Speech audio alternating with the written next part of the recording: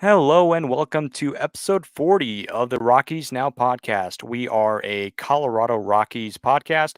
You can follow us on all of your favorite social media platforms at Rockies Now, Facebook, X, Instagram, and the Threads page. I'm your host, Steven, along with co host Tom for the ride. And right before we get started, I just want to say happy Thanksgiving to all of our listeners. I know when this is going to be dropping, it's going to be about a day before Thanksgiving, but we just want to say thank you and hope you guys have a wonderful, happy Thanksgiving. And as we get ready to roll into the holiday season, and Tom, how are you doing? Doing good. How are you doing? Doing pretty good. Excited for the turkey on Thursday, and ready for some more MLB news because we've had some recent moves and the Rockies made a trade just recently, and Mhm. so I'm pretty excited about that because when there's no MLB news, I get depressed, and we kind of want some baseball news, especially right around this time of season. Yes, a relaxing holiday is very welcome, but for those working in baseball, the off season is kicking into is pretty much shifting into fourth gear at this point, and it's good to see some news because that means the off season is in full swing. hmm Yeah, and speaking of that, we're gonna dive into some of the MLB news that's been going on over the last I don't know last week since we last talked to you guys here on the podcast. Uh, One of the teams that's been, somewhat pretty active so far in the last week or so are the St. Louis Cardinals. Obviously, we know that they needed pitching, and they listed Nola and Blake Snell as their big guys to go get, and obviously.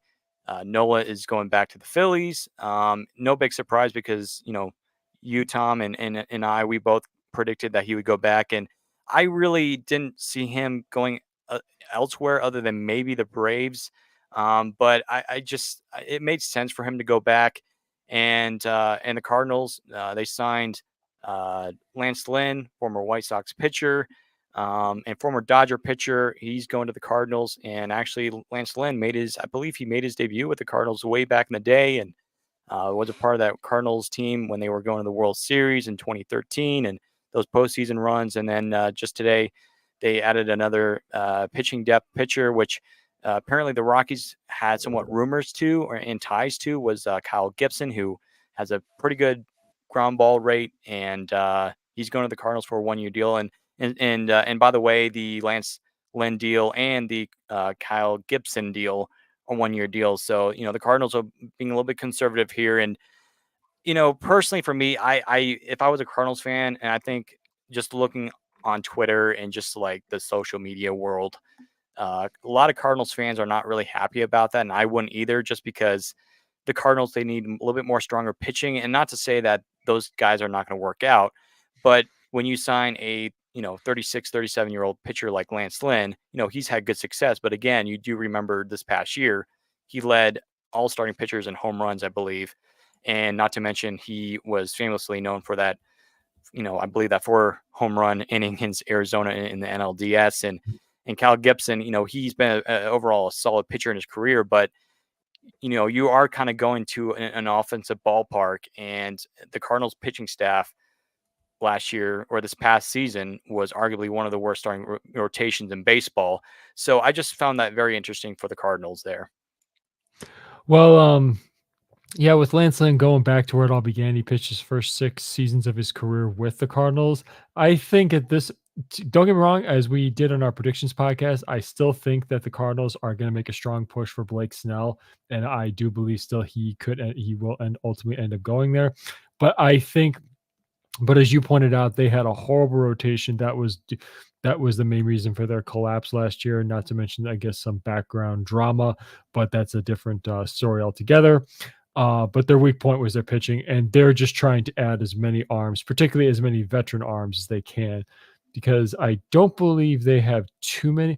I have to look at their top prospect rankings again. I don't know how many of them are pitchers, but and all in all, this early in the offseason, from my understanding, a lot of veterans like to get their affairs out of the way, and these 1 year deals typically tend to happen. So again, they're not sexy moves per se, but that doesn't mean the Cardinals aren't going to go after some of the top of the rotation starters that are available to bolster their hmm pitching depth. Because if they want to, because I don't know, because again, we don't know if the Brewers are going to take steps forward or backwards. the Cubs are definitely going to try and take steps forward. And if the Cardinals want to get out of the basement and recover from that atrocious season, they are definitely going to be in on some of the more elite arms that are going to be available. And not to say that trades aren't an option too. Hmm.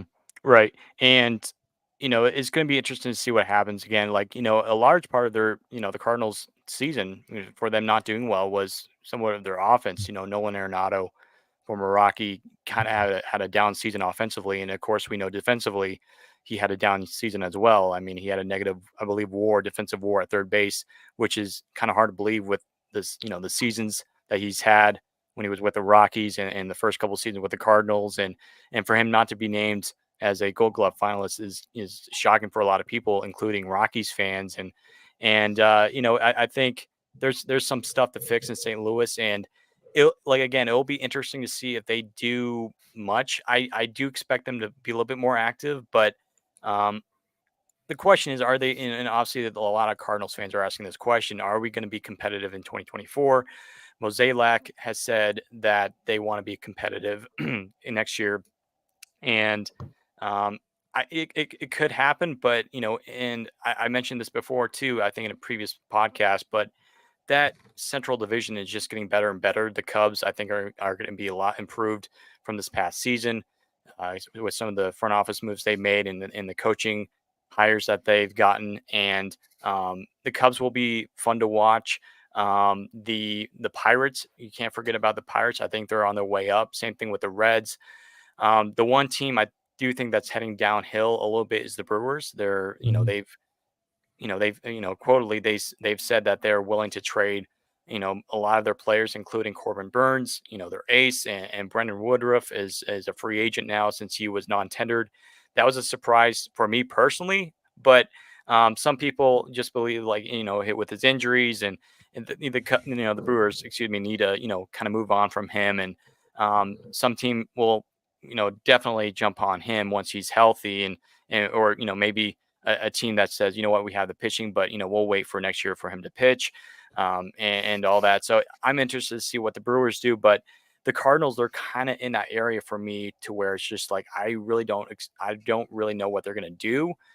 But for me personally, I just don't see them competing next year. Maybe in 2025, but I don't know. Maybe I'd be shocked if they just go out and get like some of these big players that are on the free agent market. But um, they might do that, but I just feel like this offseason they're going to have to kind of just focus on the pitching rather than because they're missing a pretty good hole in Adam Wainwright, who's now retired. But of course, he had a down season, arguably one of his worst seasons in his career. But it's just that they're going to miss him, and um, they got to get their act together for next year if they want to compete. And so that's one thing to keep an eye on for sure. Well, they're one of those teams that I don't think they really believe in rebuilding because I don't think they ever have. Yeah. Um, and given the amount of money they have committed to part of their roster, I think they're going to still try to be competitive.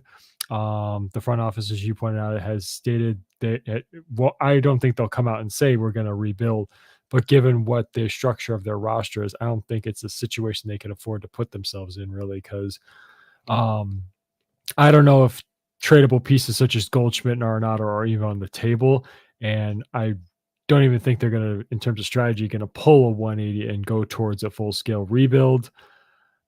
With these two signings, again, they're not sexy, but I don't think they're done. They're gonna still try to Mhm. be competitive with what they have, and it's still a possibility because until the Cubs start making moves, they will, I believe. But until the bigger moves are made, there's really to me the needle hasn't been threaded one way or the other. Yeah. And of course, we kind of mentioned this at the beginning of the show, but Aaron Nola is going back to the Phillies for 7 years per John Heyman. And again, we kind of predicted that. I saw it coming, but I'm sure Phillies fans are kind of breathing a sigh of relief. And I know some Phillies fans kind of wanted Blake Snell and all that, but who knows? They could still get him. I mean, imagine Snell in that rotation with Nola and Wheeler Mhm. and Juarez. And it's I think the Phillies, they're not going to let the Braves kind of run away with this division by any means. I think the Phillies they still want their guy. And I mean, Aaron Nola, I saw his press conference the other day, and it was really a no brainer for him to come back. And I think he looks great in Philadelphia. I just feel like that's a great place for him to pitch. And 7 years he'll be in Philadelphia, and so I think that's a good deal for him and for the city. Yeah, he's definitely going to be a career Philly for sure because he was drafted by them out of LSU, developed in their system, and has been a solid pitcher for them for years. And this, to me, it seemed like a no-brainer. I know rumors state the Braves made a hard push for him; they tried to steal him, but ultimately, I think Nola was going back because one thing you can say is, as you pointed out, it's a great place to pitch. The Phillies fans, as we've shown in the last two postseasons, they have really come alive, and the one thing I can definitely say about Nola is as I say, he's a guy who doesn't rely on power to be successful. He's not a big strikeout guy. He's not a triple digit guy. He's not a, but he just knows how to get the job done. He's a big game pitcher. Hmm. Actually, I should say, sorry, excuse me. He is kind of a big strikeout guy because he's had excluding 2020, his last 5 seasons have been over 200 strikeouts. But the one thing I got to say, he is durable. Going back to 2018 all the way through, he has made 33, 34, 12 in 2020, 32, 32, 32 starts over the last several seasons. So it shows durability. He takes the ball every fifth day. He's reliable. He's pitched over 200 innings 3 times in his career. This past season, he had 193 and 2/3. And just the Phillies, when they get somebody they love, they take care of their guys. They tend to sometimes stick to some of their homegrown players. And this is an example of one. And I think it's a perfect fit. But I don't think the Phillies are done in terms of adding to their roster. I saw a crazy possible trade for Mike Trout, and maybe that's another podcast altogether. But for Hmm. Nola, this was a no-brainer, and it's a contract that I think he will play out, and he won't get traded at the latter end, at the latter years of it. So it's a good signing for the Phillies. But again, if they want to get back to the World Series, I still think they need to maybe upgrade a little more where they can, particularly on the pitching side. But we'll see how this goes. That would be something to see, Mike Trout in a Phillies uniform. I think Oh it would look. God. Yeah, I saw somebody somebody sent me a picture of him in a Phillies uniform, and he looks pretty good. But Mhm. with the Angels, I mean, we talked about Ron Washington hiring the other podcast a week or two ago, but again, we're not going to talk about the Angels at all really much in this podcast, but it's just like I think with Mike Trout where he is. For Angels fans' sake, I hope he stays in Los Angeles, or should I say Anaheim. I think I think they need some hope there. And I think if you trade Mike Trout, I think a lot of Angels fans will. I mean, they're already going to lose Otani, but they can't deserve any more pain. So I gotta hope Mike Trout stays in Anaheim. But it would be kind of cool to see him in a Phillies uniform. But and then we have a couple more things we want to talk about. And your White Sox, Mhm. they made a signing today. Paul DeYoung, former Cardinal shortstop, kind of moved around a little bit last year, and the Blue Jays got him. Then he went to San Francisco, and now he's headed to south side of Chicago to play for the White Sox. This it's a no surprise signing, not just on the player, but what type of player they signed to play the shortstop position. Um, there were two guys in particular I had my eyes on. DeYoung was one of them. The other one was Nick Ahmed, formerly of the Arizona Diamondbacks. Hmm. I know the White Sox, given that they chose to not pick up the final year option of Tim Anderson and let him go elsewhere. That was a divorce that needed to happen. It's best for the organization. It's best for Tim that they just split and move on. He can go somewhere else and try to resurrect his career, and the White Sox can move on in terms of what the plan of the new general manager, Chris Getz, is going to execute. But for Paul DeYoung, it's a signing that allows him to reinvigorate and revamp his career. He is a more defensive side shortstop, so that fits Chris Getz's mold. He has commented he wants to improve the team defense, but ultimately this is a stopgap slash pillow contract signing, however you put it, because their number one prospect, Colson Montgomery, is a top brand shortstop. And Hmm. so DeYoung is basically kind of fill in until they believe Colson Montgomery is ready, which I believe he will be in AAA this season. So yeah, that's it's a good signing that ultimately I think will help in terms of defense and a veteran presence in the clubhouse. Because again, the White Sox are trying to steer towards a more positive and winning side culture because last year it wasn't really nothing but that, at least from the outside looking in. So yeah, it's a sign that it doesn't surprise me given what I think their plan is. So ultimately, we'll see what other moves they make, including possible trade of Dylan Cease, which I do think, going back to our Cardinals talk, that's another arm that I wouldn't be surprised if they're looking into acquire via trade. There's one thing I want to talk about because I remember right after we finished the podcast last week when the Otani news started coming out about how like he's like secretly trying to visit these free agent cities, and if it gets leaked out, he's gonna basically hold it against them in the front office. I'm like, yikes. It just like imagine if that happens to the Dodgers. I'll be happy, just like please talk more. But then there's like conversation, and then there's obviously because what if Otani's listening to this? So I don't want to, spread any rumors or anything. But there's, is there a possibility that Otani could come to Colorado? I mean, it's a long stretch, but hey, I mean, like he said, I mean, apparently him and his agent, they want to keep the negotiations private with a lot of these teams, and it's just like, I like it. I completely, understand why Otani wants to do this, but it's just like somebody said at the start of the off season, like basically almost every single team in baseball is really after this guy. So Mhm.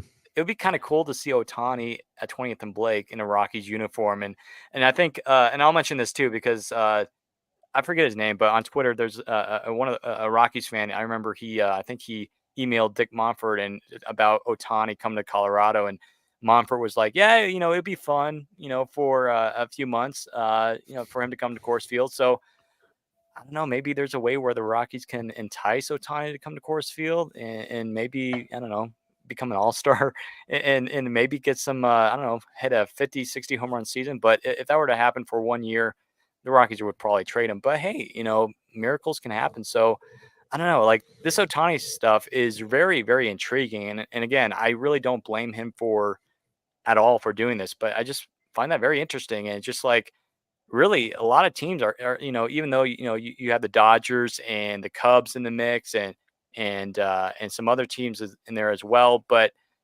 I don't know, maybe there's a lot more teams that are a part of this than we realize. I think it's just when it comes down to that, maybe it's some kind of two things that come to mind when I think about with that specific stipulation when it comes to the negotiating process. I think one is I don't know, maybe it's just me. Otani seems like a very private person. He Yeah. likes to, because Hmm. if you watch the live stream when he received his MVP award, it was just him and a couch in his house with his dog. Yeah. So he didn't have like a swarm of family. Again, his family's back in Japan, and Yeah. I would assume that was at his house in America. So maybe he's just a very private person and he wants to keep his affairs private. And I don't blame him for that, considering the superstar that he is and how well he is known worldwide. I mean, so I understand that. Maybe also it's kind of a tactic to get a feel out of the organization. Maybe he's trying to test them and thinking, you know, if he maybe he think because how typically some side, whether it's the agent side or the organization side, they tend to leak this to the Yeah. press. It's Hmm. kind of a negotiating tactic. I know Scott Boras definitely does it. That's one of the ways. There was one of the more notorious ones how he negotiated Strasburg and Cole's contract. I remember back years ago, but that's a separate thing. So again, maybe he's trying to test the personality or the wherewithal procedures of the specific organization, try to get a feel of who he's committing to. Because again, he's probably going to commit long term. So if you're going to commit long term, if I'm him, I want to make sure all my T's are crossed and my I's are dotted, and the people that I'm Yeah. going to be playing for or working with are, you see, he himself can get along with. So I kind of understand that, but at the same time, why would you? You don't want these kind of things to your private affairs public. So I can understand that. Hmm. But again, it is, and it's happening. I mean, everything has been relatively quiet. I have not heard many rumors except for what beat reporters and analysts think is going to happen. Other than that, we Mhm. haven't heard so and so here, so and so share. Shohei was spotted there, this kind of thing. So, which makes this, I think, a lot more intriguing. Yeah, it's definitely a mystery for sure. So mystery so a show, excuse me. So it's kind of like, okay, where's he gonna go? So you kind of have a guessing, and I think this is it's also fun too because it's like whenever you just like, oh, this guy is going this way. Just like that's not. It's okay if you're a fan of that team, but just like you want to have some mystery to it. And I think this is awesome for baseball. It's just like where is he gonna go? And I think it's just great for baseball. But Mhm. um, it's I'm excited to see what happens this offseason wherever he lands. Hopefully not the Dodgers, but and then of course we kind of talked about Mike Trout just a second Mhm. ago, but there's a rumor now saying that the Dodgers they might want Mike Trout and Shohei Ohtani, and if that Oh happens, God. it's like it's gonna be a tough day to be a Rockies fan or an NL West fan in general if that happens. And so I'm praying that doesn't happen, but I think personally for me, I just think that I mean Trout, yeah, like I mean he's close friends with Otani, and I think there might be a possibility that he's gonna bring him back to Anaheim. But I think Trout, I think from his interview at the end of the season, because there's reporters saying, are you gonna request a trade? Are you gonna do this? Are you gonna do that? And he's like, you know what? I'm happy where I am. I want to win for the city here. I want to win for the Angels. So you know, it could happen, but I just don't see it coming through. I think the Dodgers, it's just like every single year we kind of, and like as baseball fans, right? I know our listeners can agree Mhm. with me on this.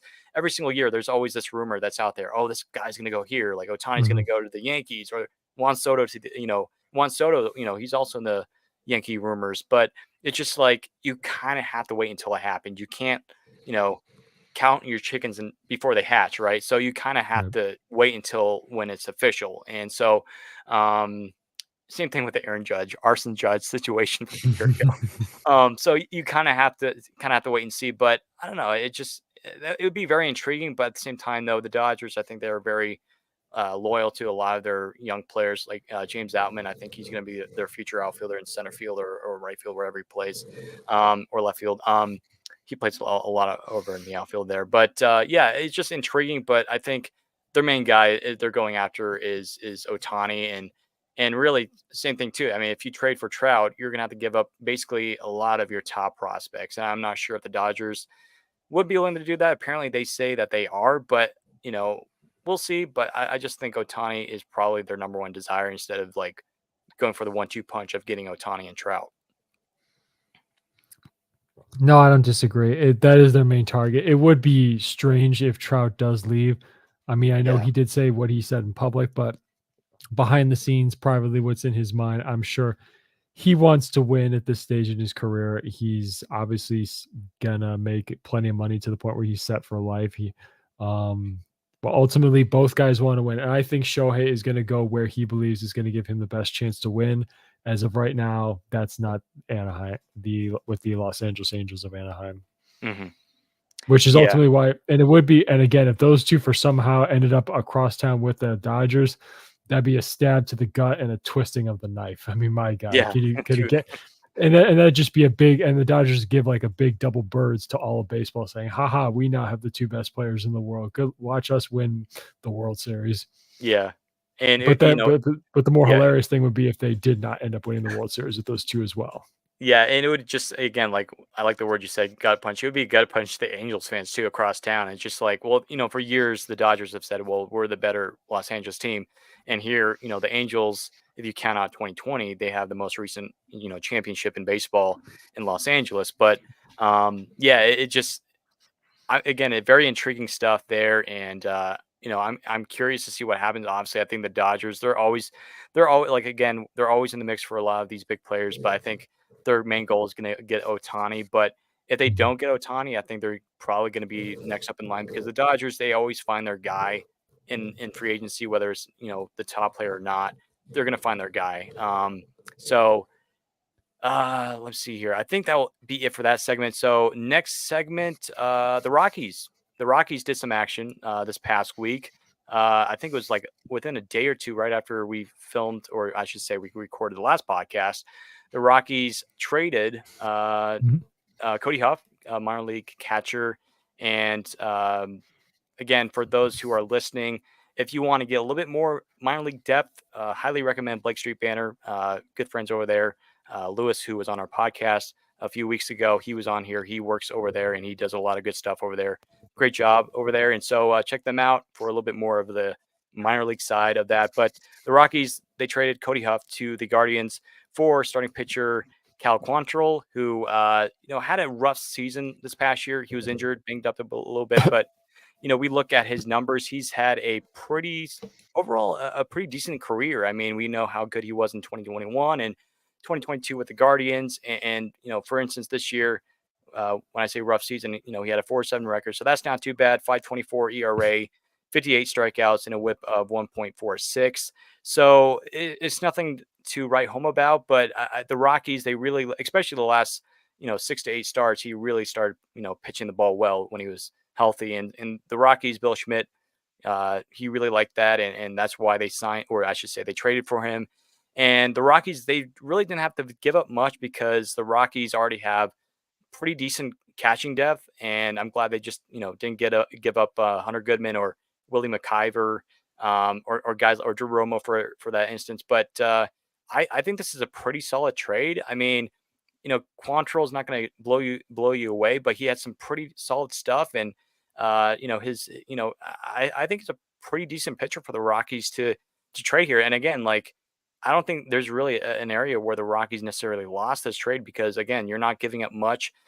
Cody Huff, congratulations to him. Happy that he's going to be able to go to the Guardians and be able to get some experience there. And the Guardians obviously wanted him for a reason. But looking at Cody Huff, he played in the California League for Fresno this year. Looking at stats here, 262 batting average, 357 on base, and a 374 slugging. So he's not going to hit home runs, but he'll get on base. He'll find a way to get on base. Solid contact. He had 77 hits this year. 14 of them were doubles, 2 triples, 5 home runs, 36 RBI. So, he's not a power necessarily a power hitter, but he'll find a ways to get you in. And I think overall, I think a lot of people have said to like his defense, behind the plate. So I think this is a pretty good trade for the Rockies here. I really like it too. It's a good veteran addition. I know, of course, people are confused because he had a ERA over 5 last year in 19 starts and only just under 100 innings, but he did have a solid. Before that, 2021, 2022, he had an ERA either just south of or just north of 3, and he did make all 32 starts in 2022, pitching a total innings of 186 and a third.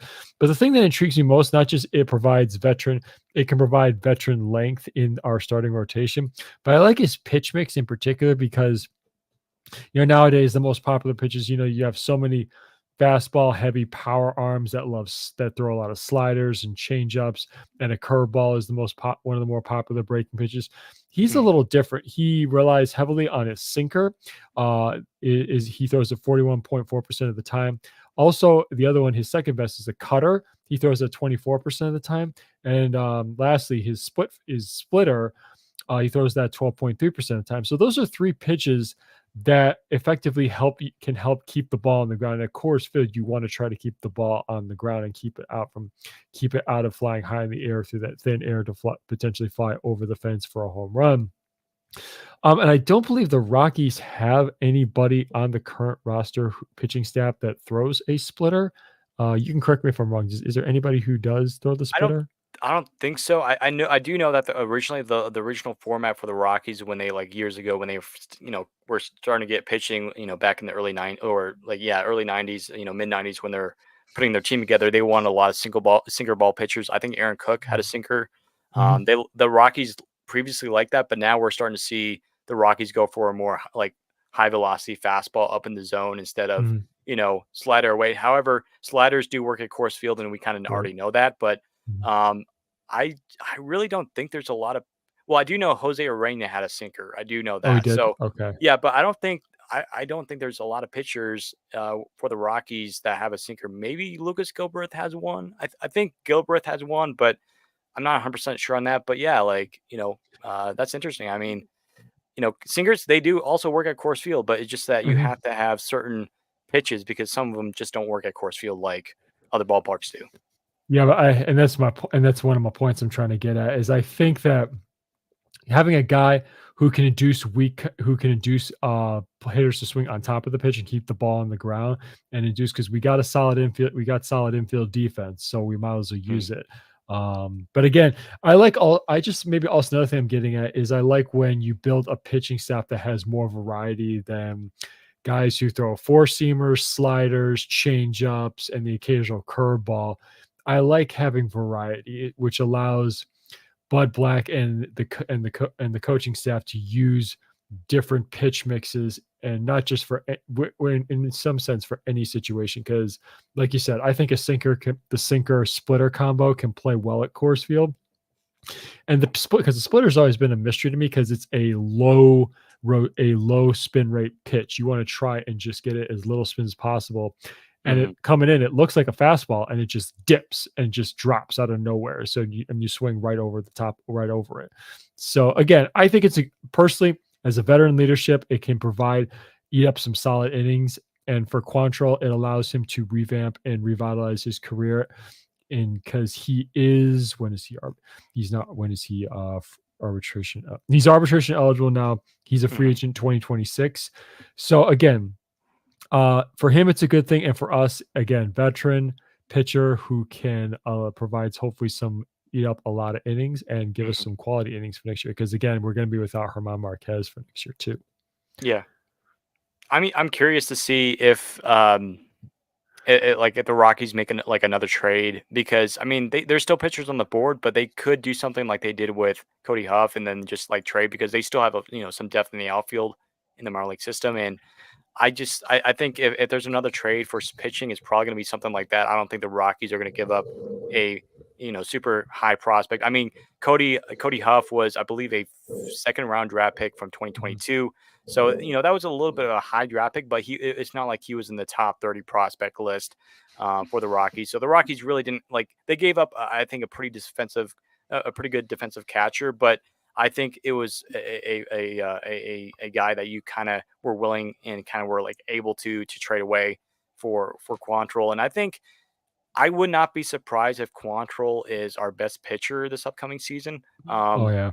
Because it just I don't know. There's because I feel like the Rockies, like we mentioned this before. The Rockies, they're starting to know their homework. They're starting to get their homework. They kind of know, okay, these are the pitchers that we need to go get. We're not getting Quantrill for him to pitch 3 innings. We want him to eat up 6, 7 innings for our bullpen. And because the Rockies, they overused their bullpen as we know this past year, and the Rockies really wanted to avoid that.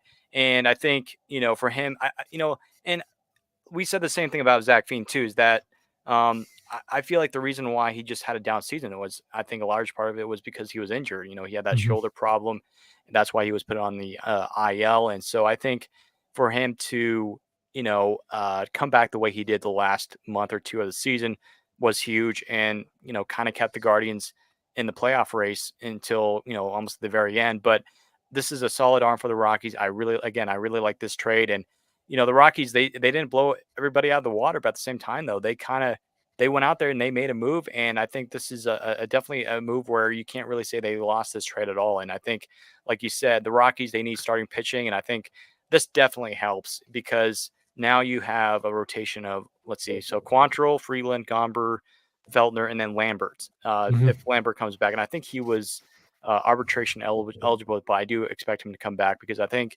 like Peter Lambert, this is a guy that of course, I think we're going to talk a bit, about, probably later in the off season once we do our, player specific podcast or like position specific podcast. But I really like Lambert this year, especially like in some of his starts, like right after the All Star break, especially that start in Miami where he pitched extremely well. Then he Mhm. had that start, I believe, in Washington, or I might be thinking of Carl Kaufman, but yeah, Peter Lambert, he had a overall a pretty solid or decent season, I should say. There was maybe a start or two where he just didn't do well, but Lambert was never like, I mean, at one point he was the number one Rockies pitching prospect, but he wasn't like a necessarily like, oh my word, he's going to be so good. He wasn't going to be like a top three or necessarily a top four rotation guy. But Lambert, he'll give you, 4 or 5, maybe even 6 innings if he, is at his top of his game. And I think Lambert definitely, I think he pitched his case to be a part of the rotation for next year. We'll just have to wait to see for spring training. But now with getting Cal Quantrill, you kind of create more breathing room per se for your rotation there. Yeah, and looking at Lambert's game logs, as you pointed out, his last 1, 2, 3, 4, 5, last 7 starts, he pitched 5 innings or more. So that shows. So maybe he got into the swing of things because he's had a very strange career in terms of the what he has gone in terms of injuries, because he missed all of 2020 and he missed all of 2022. So it's kind of hard to find some consistency when you're missing that much time. You're going on and you're going off and you're missing a lot of time. But he is going to get his shot for sure. In terms of Quantrill, it definitely upgrades the rotation. It wouldn't surprise me because, again, as we've commented before, it can be tough to lure top tier free agent starting pitchers in general to Coors Field, and there are going to be a lot once the free agent market starts to move a little faster, and it's already kind of picking up speed at this point. There's still going to be options on the trade market. It would be awesome if the Rockies somehow acquire Dylan Cease from the White Sox, but I think there's going to be some bigger players on that, such as the Dodgers. I know they're in on it for sure. The Cardinals are probably going to be there, but there's still definitely some options for the Rockies to fill out the rotation. And because the one thing I wanted for sure we can only hope for is there's fewer injuries this in 2024. I'm not holding my breath on that, but this is a great move. I think it really it gives the Guardians something that they want, which is maybe to add catching depth in the minor leagues. And for us, we need some starting pitching help up here at the major league level. Right. And the fact that we can add a veteran is awesome. I completely agree. Yeah.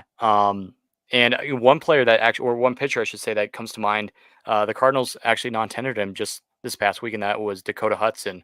A lot of Rockies people on Twitter have been saying that this could be somewhat of a decent signing for the Rockies, just to go out and get him, sign him for a minor league or 1-year deal. And I'd be curious to do that because I know the Cardinals really liked him when he was part of their team. I think he was a pretty prized pitcher coming up through the system, and I'll be interested to see what the Rockies do there. And I think the Rockies were somewhat in on Kyle Gibson, and unfortunately the Cardinals were able to pick him up. But like you said, I do expect the Rockies to somewhat stay in the free agent market, especially for pitching.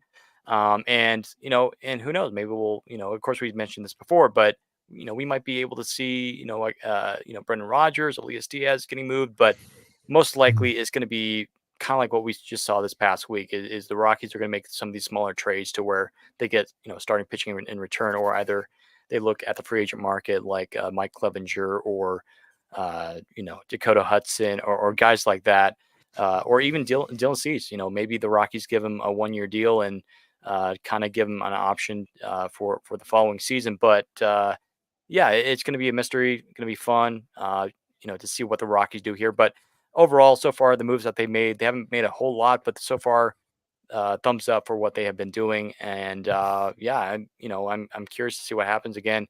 I think winter meetings start in like 2 weeks, I think, something like that. So 2 or 3 weeks. Actually, I think isn't it like the first week of December, right? It's the first. I believe it's the first weekend. I'm just Okay, yeah, because I do know that the draft lottery is like basically right around the same time because that's when the winter meetings are going out. So just December 3rd to December 6th.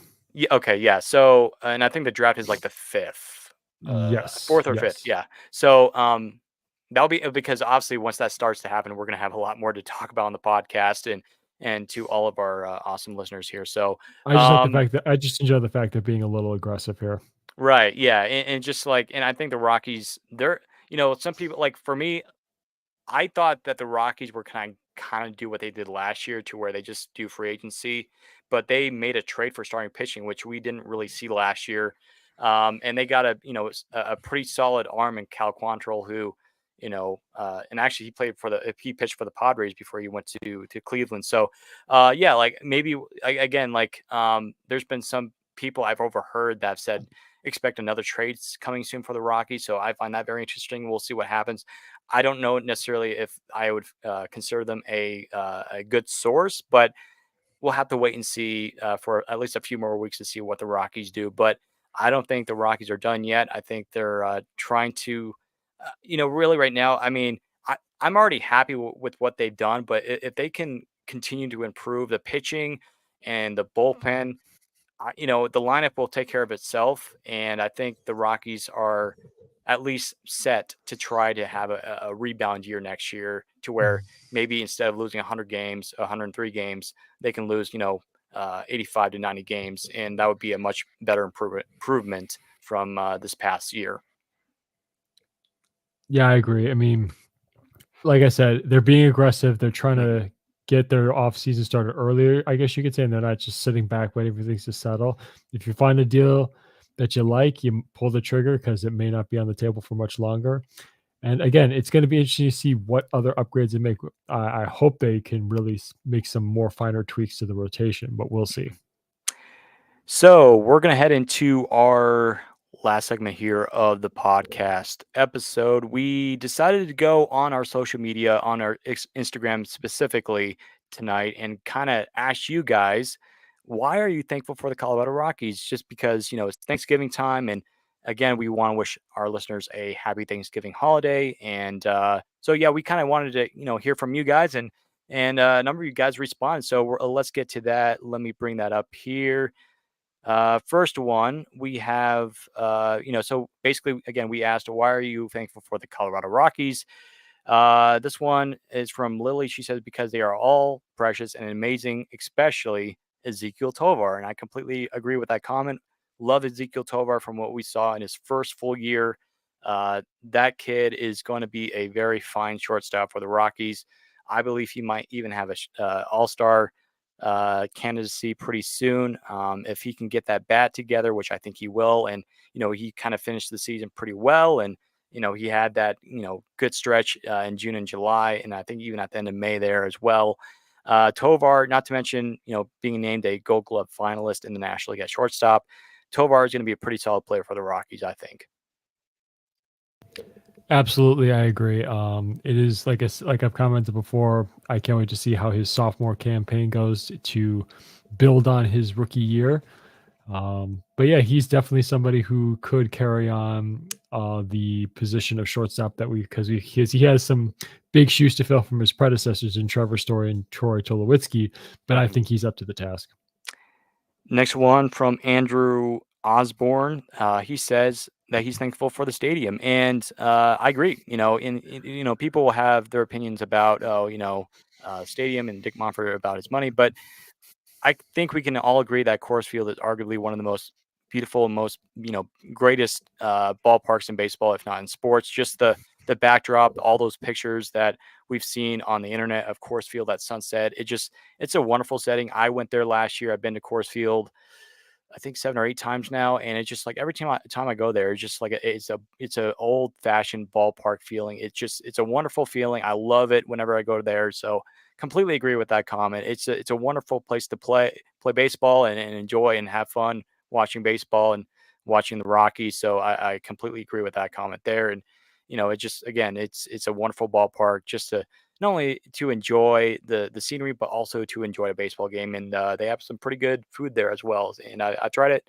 By the way, go get yourself a Helton dog whenever you go to a course field because I've had it. I think I had it like a few years ago, and I'll say this: it's one of the best burgers I've ever had in my entire life. The shakes are phenomenal. The fries are even better when it comes with ketchup. So for those who are listening, if you have been to Coors Field and you haven't tried that, go try it out your next Rockies game. Really, really recommend that. And then I think there's also like a pretzel stand. I think it's like the Tornado something. I forget. It's something like that. But I haven't tried that out. But I really want to try it out next time. So I like that comment there by Andrew. So definitely agree. The stadium is definitely something to be thankful for there. Um, Next comment here.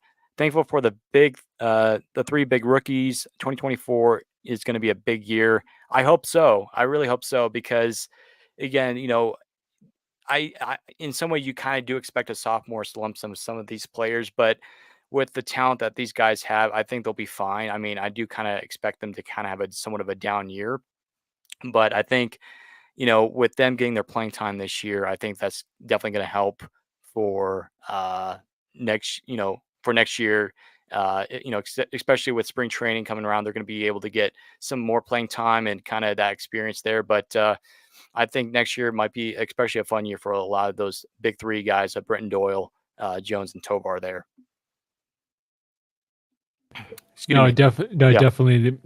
We can definitely be thankful that a core is starting to come in place for this team to build its next contender around. So that is definitely something to be thankful for sure. Yeah, absolutely. This one's from Shut Time Sports because they give us the best, most exciting hometown baseball all summer, even when I think their comment cut off there. I'm assuming even when they don't play well. Yeah, like again, like I was mentioning about Coors Field, like even when the team might not be playing well, it's just that you can enjoy the players and enjoy some of the performances this year. Like, even though we had the worst season in franchise history, I had fun this year because I was able to see, of course, a lot of these younger guys, which I've never really heard about before, and I never really, expected them to do much. Brenton Doyle, when we called him up, I heard that he had some decent power and pretty good, solid defense in the outfield, but I really didn't expect him to win a Gold Glove in his first year. I kind of expected that he was going to win one eventually in his baseball career, but to do it in his first full year with the Rockies as a rookie is pretty impressive. And I mean, the power is there. It just we'll have to wait and see and how that develops, and it'll take time.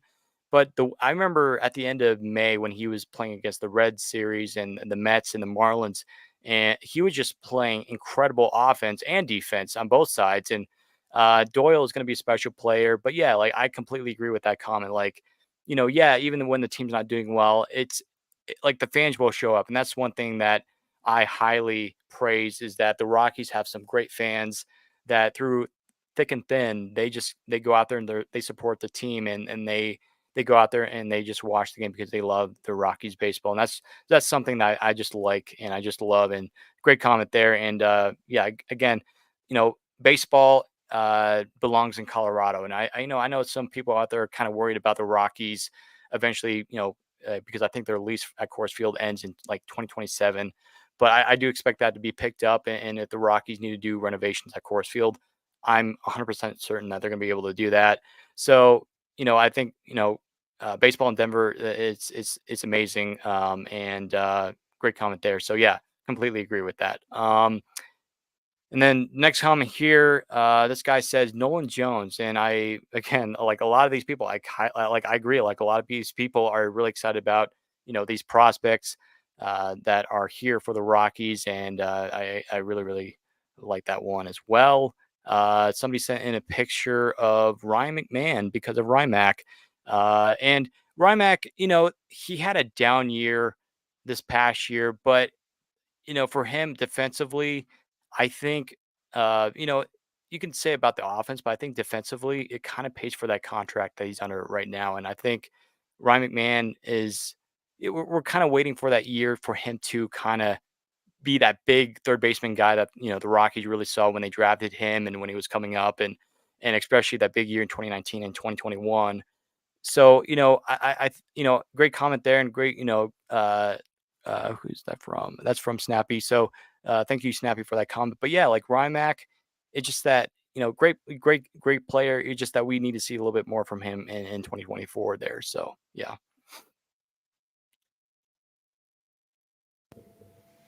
No, I agree. There's still a lot to be thankful for. Even as you pointed out, this was, in terms of record, the worst season in franchise history. There are still plenty of things to be thankful for as far as us as fans are concerned, even though the situation is rather bleak. We can still, you and I, as we've tried to keep our vibes positive on all our episodes. There's, like I said, there's still a hopeful future to be thankful for. hmm And then we have one more from Peg, who, by the way, is a Coors Field attendant who I met at Coors Field this summer. Awesome person. She comments and says, she said that she's thankful for the Rockies through the good and the bad.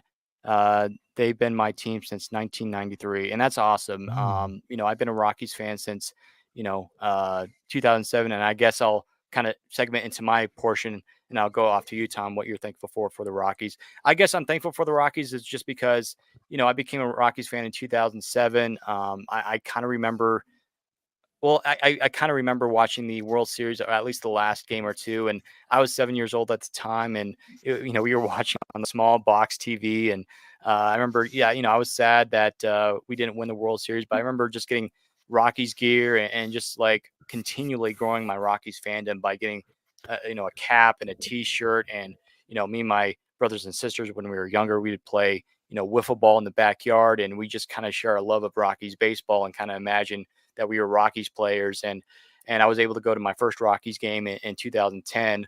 That was amazing, and yeah, I mean, really, the Rockies is in many ways my life because of course I do Rockies now. Both Tom and me were kind of work together now with this, and growing up and being a Rockies fan, I wanted to do something. I wanted to be a baseball player. I wanted to be involved with baseball, and now I'm kind of living that dream. And so, really, without the Rockies, I don't know what I would be doing. I'd be a pretty sad person without the Rockies, and it just looking at the situation in Oakland, again, feel bad for the Oakland Athletics fans, but it makes me thankful to have a team here in Denver, and that we have a baseball team here, just an hour away from me here in Colorado. So thankful for that, and thankful for a lot of the players that just they put their butt out on the field, and they play their best brand of baseball, and they do their best and try their best, and I just thankful for the Rockies. It's just without them, I really don't know what I would be doing right now. So, Tom, what about you? Well, I'm thankful for sports in general. It's always been one of my outlets to decompress and of something that brings joy to my life, whether it's been playing it when I was younger or in high school. And I wasn't physically gifted to play past that. Mhm. But the fact that I've been a White Sox fan since I was 5 and a Rockies fan since I was a teenager, it's Colorado is and always will be my favorite state in in America, and I'm glad and I'm very thankful that there is a baseball team in the state of Colorado.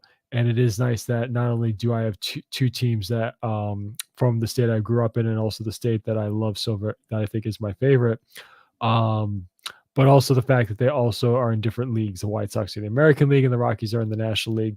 So I have a team in each league to root for. I'm very thankful for that. And the one thing I'll be even more thankful for is if I can see each of them win at least one World Series before I pass on. So I can see the White Sox win one more. I was thrilled. I was very thankful for 2005, but I would love to see one more. Mhm. And I would love to be alive when the Rockies win their very first World Series championship. I hope it happens in my lifetime. I really hope so. Yeah, same thing, and well said there. Yeah, like for me, it's just like I'm waiting for that day because obviously when the Rockies do win the World Series, no question whether if I when I'm working, I'll probably just say, hey, I got to go to this, and I'd do anything to go see the championship parade down in Denver. That's something that I've always dreamed about doing, and of course, I never really went to the Broncos, Avalanche, or Nuggets when they were, because for me personally, I like the Broncos. I'll cheer for the Nuggets and the Avalanche, and but really my big two teams are the Broncos and the Rockies. But really, the Mhm. Rockies are the only team I really cheer for in sports, and it's just like, yeah, I really aspire and I really hope that the Rockies can win a World Series in my lifetime. I believe they can, and I think with the young crop that's coming up through the farm, I think the Rockies have something going here. They have a shot, I think, and it's just that they got to stay healthy. They got to do things right. Um, but yeah, it just again, like for the Rockies, they've been number one basically in my sports life. I just yeah, there's gonna be games where it's just like, man, I can't turn on the TV. This is so bad, but like it just the love of the game and just the love of it, and even during the off season, and like yeah, like I said, the Rockies had a pretty bad season this year, but again, it's just there comes that time in the offseason where it's like, man, I miss watching Rockies baseball. So, Mhm. very, very thankful for that. And it's just very thankful for the opportunity to be able to cover the Rockies and to be able to, have this platform to talk Rockies baseball with you, Tom, and to our listeners. Very, very thankful for that because, again, like I Mhm. really would be in a tough bind if I didn't have the Rockies to cheer for. So very, very thankful for that. But as we wrap up here, again, just some key dates for everyone to remember in just a few weeks. Matter of fact, I think in just like a couple weeks, since we're closing in on November, which is hard to believe, by the way, we have the winter meetings. Tom kind of shared about that, what dates they are. And then we have the MLB lottery draft. So for those who are listening, make sure you're staying tuned to our pages. We'll be giving you guys a lot of information about that and some Rockies news that's coming out for that as well. But I think that will conclude this episode of the Rockies Now podcast. Please be sure to subscribe, follow, rate, and review all of our social media pages. We love hearing from all of our listeners. We hope everyone has a wonderful Thanksgiving holiday. Stay safe out there. Thank you so much for listening to today's episode of the podcast. Have a great day, everyone. And as always, go Rockies.